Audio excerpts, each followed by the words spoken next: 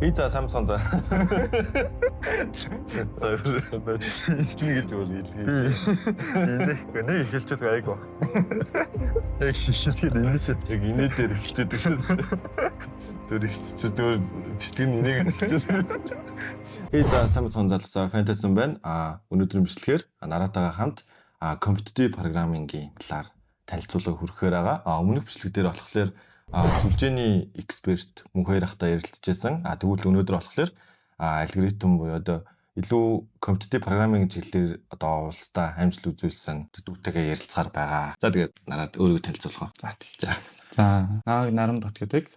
Би Монгол Улсын их сургуулийн оюутан. Тэгээд Meta Global Company front-end developer ажилладаг. Одоо ингээд 5 дахь жилдээ ажиллаж байгаа. Тэгээд ингээд T-Education бандаас багшаар ажилладаг. За тэгээд Нарамаа сая ер нь бол нэлээд хэдэн яг олон улсын гэж хэлж болохоор тэмцээнүүдэд оролцож ирсэн те. Тэгээд тодорхой хэмжээнд амжилт гаргасан байгаа. Тэгээд тэр талаар хуваалцаачдаг. За би болохоор энэ жил нэг оюутны ICPC гэдэг одоо хамгийн урт хүүхдэд олимпиад байдаг байхгүй. Одоо ерөнхийдөө бол яг мэдээлэл зөвгөөд гэх юм уу. Компьютер программингийн хамгийн урт хүүхдэд олимпиад болдог. Тэгээд тэрний Азийн бүсийн оюутны програмчлалын Хонконг болон Нанжингийн хоёр тэмцээнд оролцсон байгаа. Тус яг хүрэл медаль. Хоёуланд хүрэл медаль 3 дугаараар те эзэлсэн байгаа. За тэгэхээр одоо нэг хоёулангийн яг энэ ярилцж байгаа мэдээллийг ер нь бол өмнө нь бол ингэ сүлжээгүүд яг ингэ специфик байгаадсан шүү дээ. Одоо тэнгүүд хүүхдүүд ихэнхдээ аль ч мэрэгжил сурсан те одоо IT-ийн аюулгүй байдал байна уу, сүлжээ байна уу, бусад одоо хөгжүүлэгч байна уу. Бүгдэд нь код хэрэгтэй болоод байгаа шүү дээ. Тэнгүүд алгоритм суурьтай, математик суурьтай гэдээ яриад байгаа. Тэгвэл дөнгөж яг ийм 10 жилээсээ эхэлж байгаа хүүхд юу ч мэдэхгүй хөө. За математиктэй жоон гайгүй заяа. Тэгээд яг код бичээд ингээд эхлэмээр байна. Тэгээ хаанаас эхлэх мэдгүй байна гэвэл чи яг юу зөвлөх вэ? Тийм хүүхд жоон. За ерөнхий бол одоо нэг бид нар чинь олимпиадад хэрхэн бэлдэж байгаа талаараа одоо ингээд янз бүрийн ингээд төрөл өөртөө ингээд яг зөв тохирсон техник ч юм тийм юмс олддог байхгүй. Гэтэ энэ чинь шууд тийм одоо арга барилаа болж байгаа байхгүй шүү дээ. Амар удаан хугацаанд оролцож ч юм уу. Тэжээж ерөнхийдөө болно. Тэгээд ерөнхийдөө яг 10 жилээс эхэлж байгаа хүмүүс болохоор хамгийн ихний ээлжинд зэш хийж үзүүлдэж байгаа дуртай. Тэгээд дээрэс нь айгуу сайн сурдаг хэрэгтэй. Яг бол амар олон цагаар суух хэрэгтэй. Тэгээд 10 жилийн хувьд болохоор IOA, PO гэдэг хоёр том одоо ингээд олон улсын олимпиадууд байгаа. Нэг нь Азийн олимпиад, нэг нь олон улсын олимпиад гэдэг. Тэгээд тэр нь болохоор нөгөө оноо өдр авдаг зарчим нь болохоор яг оюутныхаас жоохон өөр. Нөгөө 100 ононоос 30 оногийн ч юм 10 оногийн ч юм уу гэж авч болдог. Тэгэхээр ер нь бол яг бодоход бол хамгийн сайн бэлтгэл юу вэ гэхээр ерөнхийдөө бол маш сайн бодолох хэрэгтэй. Тэгээд өөрөөсөө жоохон хүн төвшний бодлууд гэх юм уу. Нөгөө нэг дандаа амархан бодлуудаа бодоод байвал шилбэл сайжирдаг байхгүй. Яг өөрөөсөө жоохон хүндрүүлэл бас бүр хитрхи хүнд огцсон би авчихгүй. Тэгээ нөгөө бэлтгэл одоо ингээд нөгөө нэг бас зарим зүйл дээр нөгөө би ч гэсэн өөрөө алдсан байж магадгүй гэдэг зүйл нь яг үүндээ баг ингээд 12 цаг хийлээ гэдэг бас шууд төгс болчдөг юм. Өдөр бол 12 цаг хийлээ. Тэр нэг тодорхой хугацаанд ингээд 5-6 цаг ингэж хийж мэгээд. Тэгээ гол юм нэг өдөр тутмын бэлтгэл юм да. Ер нь нэг шаргуу бүр ингээд нухаад авах чинь бас дими те. Ухаалаг л бай гэдэг юм шүү дээ. Тийм ядарчуул юм бол хэцүү. Жоо ухаадаг байх хэрэгтэй. Сая ер нь бол нэг бодлого бодож сайжирна гэж байгаа шүү дээ. Одоо манай салбарч гэсэн тэгдэг л дээ. Ер нь бол бодлогонууд бодож илүү мэдлэгтэй болж байгаа. Тэгвэл хаанаас ер нь бод? Тийм. Одоо бүр за одоо ингээд 5-аас 6 дугаар ангийн хүүхдүүд ч юм уу тий 6-аас 7 дугаар анги ч юм тийм хүүхдүүд болохоор эхлээд нэг Монгол сайтууд байдаг байхгүй юу? Монгол сайт гэж хэлж болохгүй юм байна. Одоо Монгол өгүүлбэртэй одоо нөгөө sports.com одоо ингээ home ч юм уу RGB7 гэдэг айгүй алдартай юм даа. Тэндээсээ эхэлж жоохон бодож явж байгаад тэгээд нөгөө хилээ сайжруулах эренгүүдээ нэг code force ч юм уу эсвэл нөгөө нэг data structure implementation сайжруулалтыг бол CSS-ийн бодлууд ч юм уу. Тийм бодоод тэгээд нөгөө нэг object-ийг ууз гэдэг нэг бас IO-ийн бодлууд, PO-ийн бодлууд авдаг тийм сайдтай. Бүр хүн төвчнийг бол тэндээсээ бодлого бодож явах. Нийт дэше next level ихээд явуучвал юм байна. Тэндээсээ бодлоо. Окей.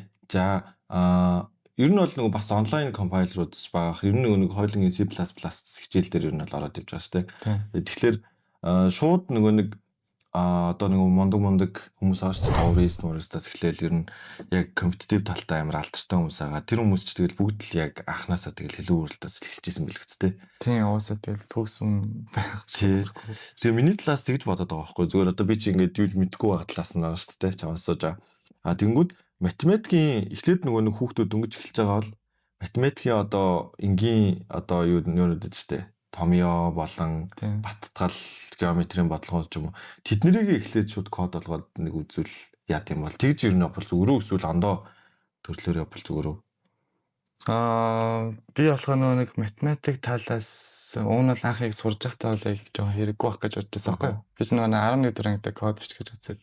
Тэгээ өнөөдөр Spojo Home сайтнаас эхэлж ирсэн. Тэгсэн чинь би ч жоохон юу байсан. Тэгээд үзсэн чинь яаж бодлого болж чаддаг байхгүй юу. Тэр үедээс нэг форм ор гэж нэг жоохон loop move нэг ганц хоёр нөхцөл шалгах гал мэднэ. Тэгээд ерөнхийдөө ямар ч зүгээр нэг баг А-д нөхөх нь би ингээ үржих багт биш бол ингээд нэг жоохон өгүүлбэртэй бодлого орж ирсэн бод чаддаг гэсэн.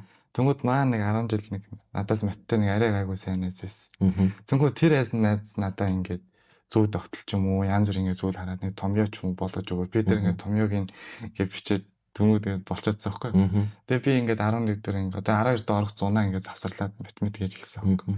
Тэгээ эргээд яг нэг 12 доор ингээд код бичсэн чинь нэлээд одоо ингээд яаж наацсан тэр өмбөр өмнө ойлгодгүйсэн бодлоготой хүртэл арай нэг ойлгодог болцсон. Тэгэхээр нөгөө нэг хүний нөгөө сэтгхүү юу ч ингээд хамгийн ингээд сайн бөгөөд хурдан хөгжүүлж чаддаг зүйл ч уусаа математикийн бодлого байхгүй. Нөгөө нэг юу исэн юм биш үү? Одоо найз чинь бол маттай сайн байсан. Тэр код тодорхой хэмжээнд мэдчихсэн те. Тэнгүүд найз чинь энийг ингэчгээгээд хэлсэн чинь чи тэрийг нь код олгоод ер нь бол тийм байдлаар эхний хэлжинд өргө хөгжүүлсэн. Тэгээд шууд вебсайтаас бодох гэсэн чинь бас жоохон хэцүү байсан юм шиг байна те. Тийм ер нь бол юу лээс л та. Нэг яг би нөө тухайн үед нөө яг өөрөө хөгжүүлээ явж байгаа шүү дээ. Тэнгүүд яг таг гацсангууд уусаа би өөрөө гацаад ямар ч тэндээс таашаа давхтаа өөрөө л хайж болт тийм байсан. Тийм болохоор тэгэл таг гацчтэй л байсан. Одоо нөгөө нэг сүүлийн үеийн хүүхдүүд нэг асуудал байгаа шүү дээ. Ном уншихаа болцсон гээд. Тэнгүүд яг энэ чиглэлээр явъя гэж мэрэгхэн ч та хайшин юм те. Зөвхөн ингээд суур болоход явъя гэж бодож байгаа хүүхдүүд байгаа шүү дээ. Тэр хүүхдүүд ер нь номноос хэр их юм сурах боломжтой вэ? Эсвэл дан бодлогод сурах уу? Номноос сурах боломжтой гэхээр уусаа одоо яг нөгөө нэг сүүл нэг AI гэдэг юу гарч ирэх болохоор ингээд ном юу нэшлээд сайн болчихсон. Тийм бол нэг documentation score нэг Google-ээр юм хайгаал хайж болол уншаа шүү дээ. Тэнгүүд чинь одоо шилбэл нөгөө нэг бид нар чинь ингээд зарим бодлого бодоод ингээд байж ангууд data structure гэдэг юмнууд байгаа байхгүй юу? Тэгээд тэр data structure ашиглаж бодлого бодно. Тэгэл тэр data structure-ийн талаар сурахын тулд тэгэл ятгнаа нэг одоо код бичиж байгаа хэл ч юм дээр Python ч юм уу C++ ч юм уу. Тэдрийнхээ одоо ингээд юм хэд documentation-аар бол орж харж ингээд нэг юу яаж байгааг нь сурна шүү дээ. Эсвэл нэг YouTube имжлэг үзэж ч юм уу. Тэгээд сүүлийн үед нэг жоохон асуугаад байгаа юм болчихсон. Тэгээд яг нөөдлөөр хугацаа хэмнэж байгаа л та. За нарагийн үед сүүлийн үед одоо нэг зөндөөл програмчлал хэлнүүд ингээл 8.1 гэж шинжилгээдээр явж байна шүү дээ. Одоо нэг миний яг 4-5 жилийн өмнөх л JavaScript 8.1 байсан бол тэгэл Python болоо өөрчлөл ингээл солигдоол те явдаг байсан. Одоо ер нь сүүлийн үед юун дээр кодчих чинь? Би болохоор яг нөгөө мэргэжлийнхаа дагуу front-end developer болохоор ерөнхийдөө яг нэг TypeScript талдаа. Ер нь дандаа TypeScript ашиглаж байгаа. Өөр янз бүрийн нэг хэл явахгүй. Тэгэл нэг бодлого бодохдоо нэг C++ заримдаа нэг Android хөгжүүл хийж магадгүй ч одоо нэг Java ч юм уу Kotlin дээр бодлого хийж. Kotlin дээр тийм. Гэтэ энэ хэллүүж нь хурдаг жоо. Тэгэл хамгийн шилдэг нь би одоо Python хэвээр. Python хэвээр. Энэ гүйцэтгэх болсон ба та. Python ч тэгээд яг хуу ашиглахад амар easy to use л те. Юмнууд нь бүгдээрээ бэлэн байдаг. Гэтэ яг нэг бүр тооцоолох гэдэг үзвэл C++ гэдэг явчих واخ те. Тийм одоо нэг би Python дээр сүүл нэг юм яаж харсан. Нэг C дээр бид нар чинь ингээд нэг 50-60 мөр ингээд код нэг өөрсдөө implementation хийж байгаа шүү дээ. Тэгсэндээ тэр нь зөв Python дээр ингээд зөв функц болсон байж байгаа. Зүгээр шууд ганц мөр юм бичээл болоо шүү дээ. Тийм. Гэтэ нэг яг бүр анх сурж байгаа хүмүүс бол ер нь бараг тэр C дээрээ бичээд тэр функцуудын цаана ажиллаж байгаа юмнуудаа өөртөө ойлгоод авсан зүгээр. Тийм шүү дээ. Одоо ер нь тэгэл энэ юу вэ гэж сохтлээ хариулж байгаа. Зүгээр л ашиглахгүй бол тийм бэлэн кодчлоод тэгэл тархин ажиллах болчих. Тийм, ер нь бол нэг MIT-ийн судалгаа байсан гэдэг хэлсэн шүү. Нараа ер нь ингээд нэг 10 жилдээ одоо зөндөөл хөвгт үзэж байгаа шүү дээ. Тэнгүүд зарим нь амар ингээл гавл гэж нэрлэгддэг те. Одоо математикта ингээл ангийн ихний 5-д ороод олимпиадад явдаг. Тим хөвгтүүд заавал код бичээд ийм алгоритмд амжилт үзүүлэх боломжтой юу эсвэл зүгээр нэг дунджийн сурдаг хөвгтүүд байдаг да.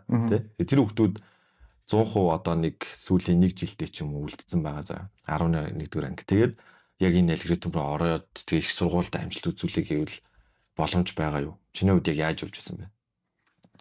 Миний хувьд болохоор боломж байгаа л гэж бодож байна. Би ч нөгөө саяс нэг жоохон оройтож эхэлсэн ингээд 11 12 сая эхлээд тэгээд бүр нэлээд суудаг байсан. Ер нь бол нэг жоохон би ч бас нэг хилтэй жоохон муу байсан болохоор яг Google-ээс бас юм хайгаад олдог байсан. Тэгээд тэр жоо гэж юм байдагсан шүү. Тэгээд жоохон асуудал байсан. Тэгээд тухайн үед одоо бодохоор бол нөгөө амар сурах гэсэн хүсэлтэй байсан болохоор л тэгээд сурсаар байгаа болгосон шүү. Тэгэхээр ер нь бол нөгөө нэг ямар ч мундаг байсгүй одоогор ингээл хичээлдээ муу байгаа хүүхдүүд байж гэсэн ер нь бол тэгээд яг хийгээд тэгвэл бүгдэнд нь яг ямар ч боломж байгаа гэж байна. Нөгөө нэг хүний ч нөгөө сайжрах хугацаа гэдэг зүйл чинь бас өөр юм байл та.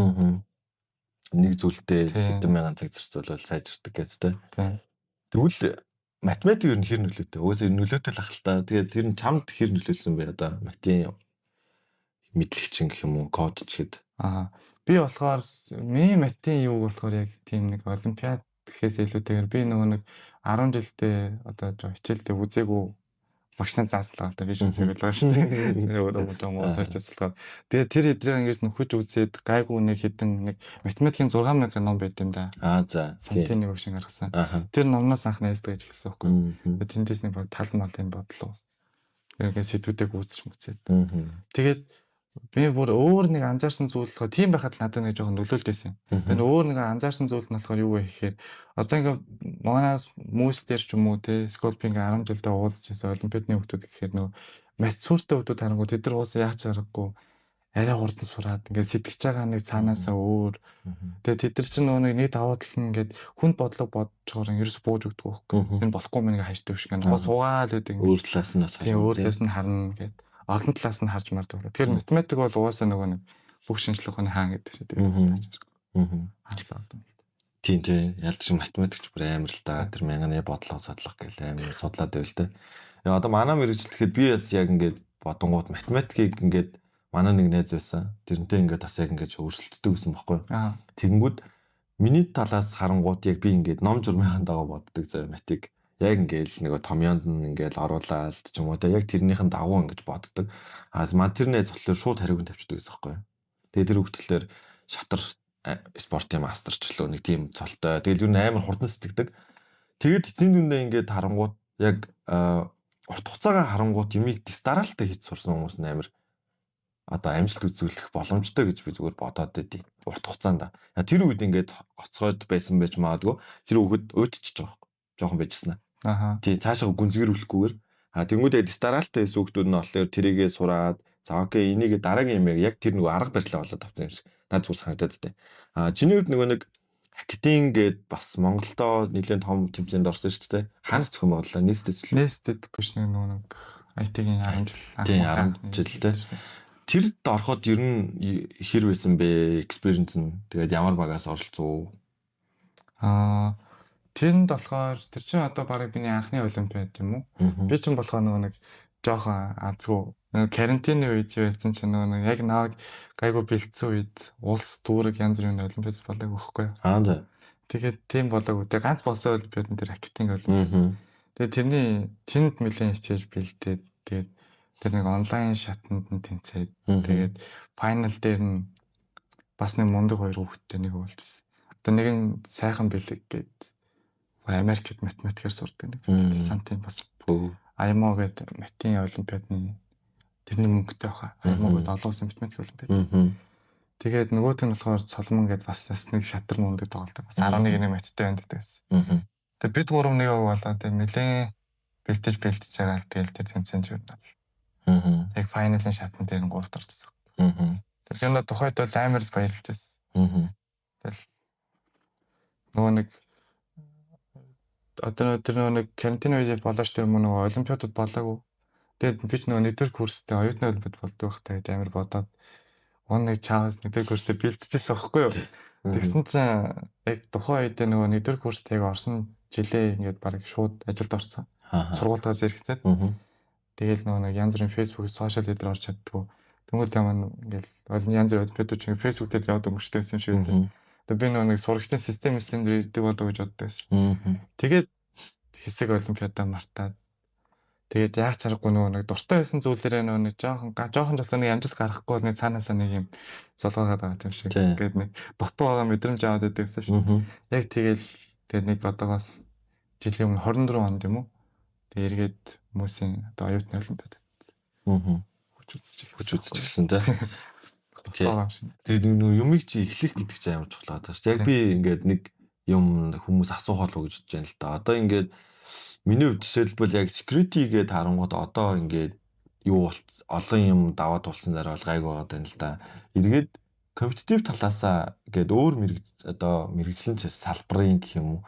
Тим юмыг харахаар ингээд юу бичээд байгааг нь сайн бас ойлгоход хэцүү шүү дээ. Бүрэн судлахгүй л одоо ингээд амар бичдэг хүмүүс өндөд шүү дээ. YouTube дээр контент хийдэг тийм Code Forces Center дээр ойролцоо техникд ордог дандаа хүмүүс байдаг. Тэр хэд юу бичиж байгааг нь сайн ойлгодоггүй. Тэнгүүд ингээд тэр хүмүүсийн яг тэр очоод нэг гацж байгаа шүү дээ. Одоо тэр хэд мундаг байж болно. Гэтэ дийлэн хүмүүс нь ингээд тэр хүмүүсийн дата ихний ард орчдохгүй байгаа байхгүй тий. Ард нь зөндөө хүн ба. Тэр хүмүүс жишээлбэл одоо чиний хувьд одоо тэр хүмүүсийн гэхээс илүү чиний хувьд яг ингээд явж илаа нэг амар хүнд бодлого чиний бүр өмнө хизээж бодож байгаагүй тий. Өмнөх нэг аргуудаа ашиглаад барахааргүй ч юм уу тий. Бодлого гарч ирэхэд яг яадаг байд. Гацсан үедээ. Гацсан үедээ юу? Тэр үед одоо яг энийг ярихаар оюутны олимпиад нь бэлддэг юу яснаас бол нэг тийм амар удаан хугацаанд бодлогыг оролдог байхгүй. Оюутны олимпиадад бэлдэж хахад Уунаад ингээд дотор бодоо. Тэгээ 10 жил нэг тэр анх сурж явах үед нэг Spojio Home дээр нэг покергийн бодлого байд юм аа. За. Би тэр бодлого амар сайн санд байна. Би тэр бодлого 6 сарын дараа давалцсан байдаг байхгүй. 6 сар болцсон юм. Тийм 6 сар оролдоод ингээд Bronco Instruments гэж авч байгаа. Тэгэл ер нь гэтээ бас яг тэг 6 сар оролдох нь бол нөгөө талаараа жоохон буруу. Гэхдээ нөгөө нэг жоохон ментор ч юм уу багш хүнтэй байвал ер нь бол тэгээд хамтдаа ярилцж хагаад гол санаагаа ойлгуулад кодыг өөрөөр нь бичүүлээд давуулж байгаа болохгүй. Тэр нь бол товчлоод явсан нөгөө амар байсан юм шүү дээ. Асуугаад өөрөө бүр 6 сар нохгүйгээр тэр хүмүүс яг аргын ч юм уу асуугаад явсан нэр дээрсэн гэсэн үг. Тийм би бас нэг хавар гэдэг нөгөө нэг цэлмэг нэг над багшилтай байхад юмсээ тэр үед л шууд бас нэлээд ахисан бохгүй юу. Юм сураад. Тэр багш хүн гэдэг чинь өөрөө тийм үүрэгтэй л байгаа юм л тийм. Гэхдээ ер нь бол тэр хүнд бодлогооч гэх юм уу одоо тийм бодлогуудыг болж ер нь бол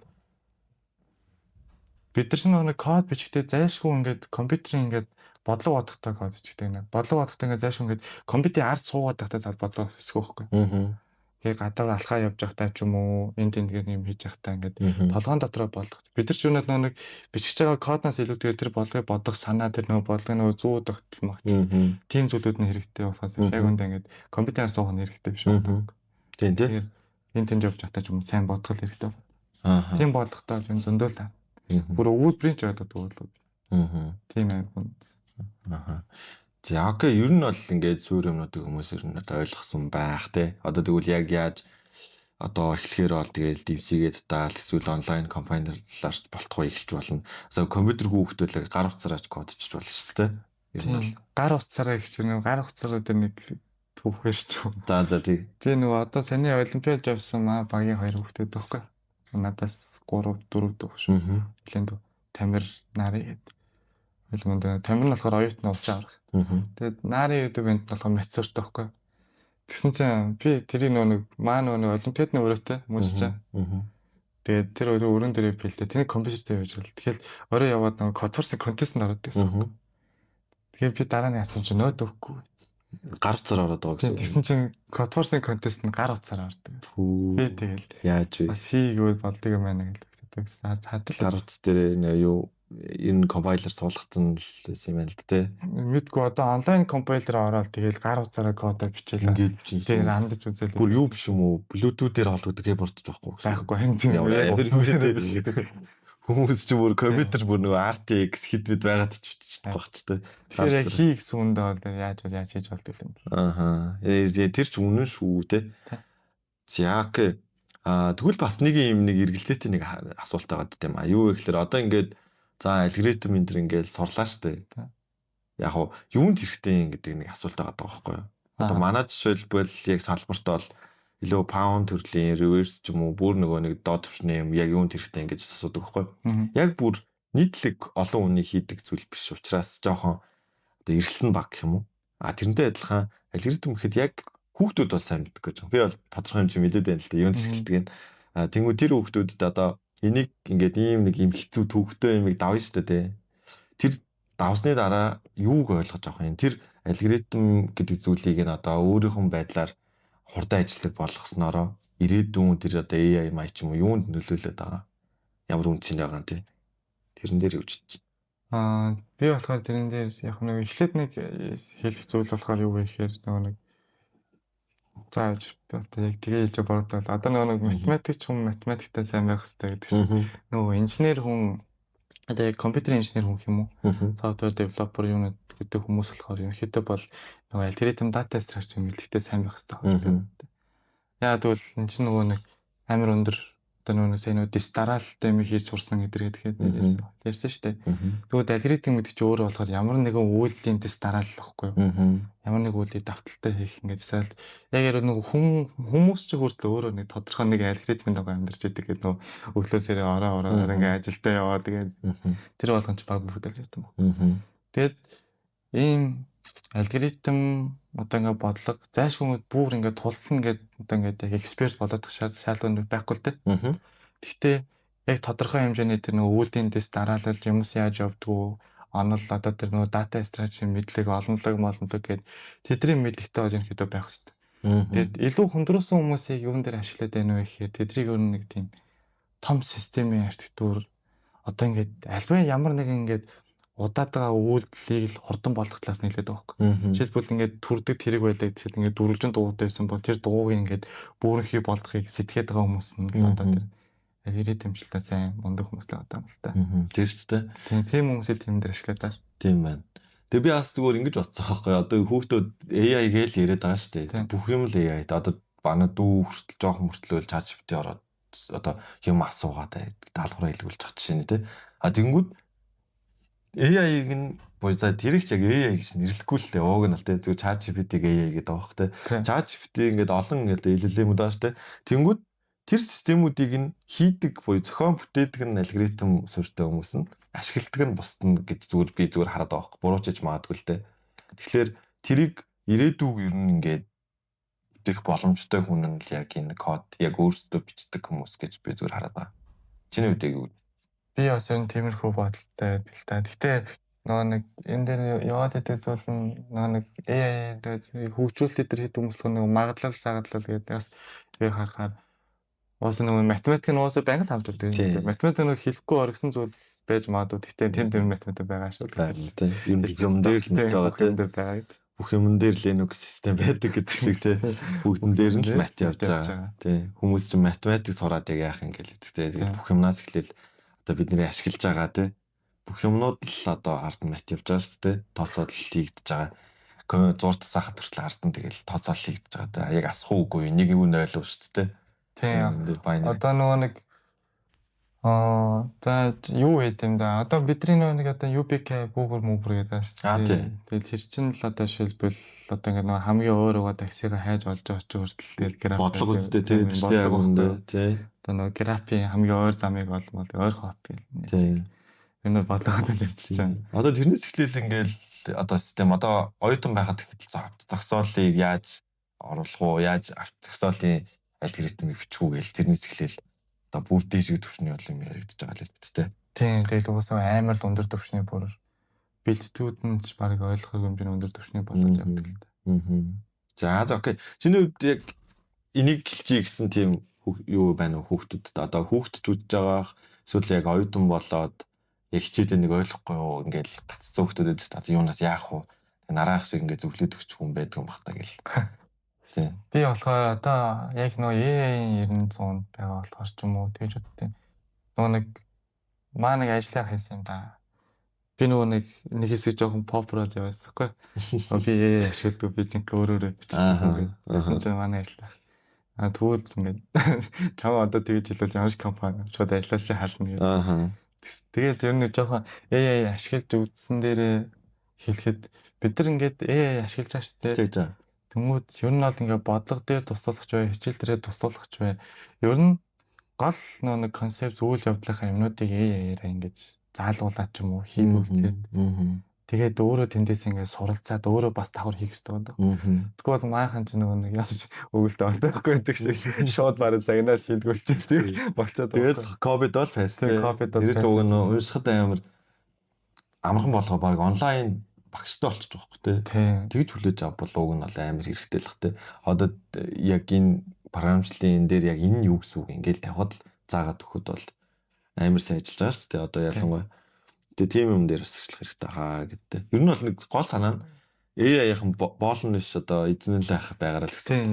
Бид нар ч нөгөө AI чинь одоо бидрийг чинь ингээд 2 3 дахин хурцтай хөгжих боломж олж байгаа. Жишээлбэл би ингээд 4 цагийг ажиллаа гэхэд ингээд AI дээр ч цагийн дотор хийж юм.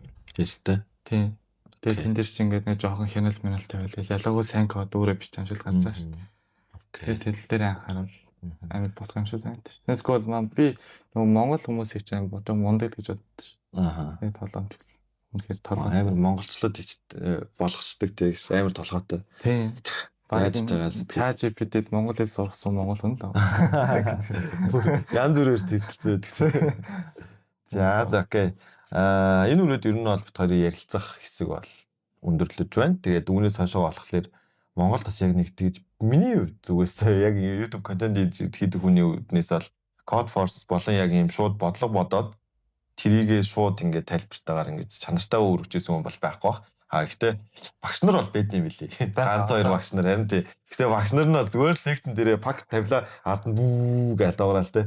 Тэгээд яг гол санаа нь зөв гоё ч гэсэн яг нөгөө хүнд ойлгомжтойгоор бас тайлбарлыг хүргийг гэвэл тэрийг бас гоё шинжилгээ сайжруулад гоё бол багш нар бас хийж байгаа гэдэг нь бол сайшаалтай байгаа байхгүй тий. За окей тэгэхээр хоёулаагийн хувьд яг тийм талаас нь одоо үзүүлээ тий. За тэгээд дараагийн хэсэгтээ шилжцгээе guys. Энэ унтарч мунтарч юм байх үү?